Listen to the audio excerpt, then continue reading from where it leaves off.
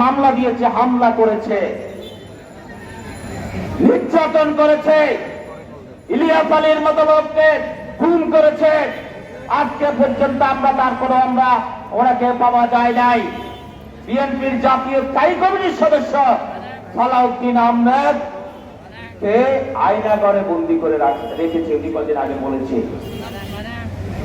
আয়নাঘরে শুধু বন্দী করে রাখা হয় নাই, বাংলাদেশের ওপারে ভারতে শিলংয়ে ওখানে তাকে ফেলে দেওয়া হয়েছে।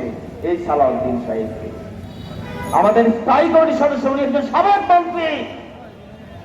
সংগ্রামী বন্ধুগণ, দীর্ঘ 15 বছর অনেক বক্তা বলেছেন, আমাদের অনেক লোক, আমাদের অনেক নেতা কর্মী হত্যাকাণ্ডের শিকার হয়েছেন, হামলার শিকার হয়েছেন, নির্যাতনের শিকার হয়েছেন, কোর্টে যাচ্ছেন প্রতিদিন প্রতিনিয়ত।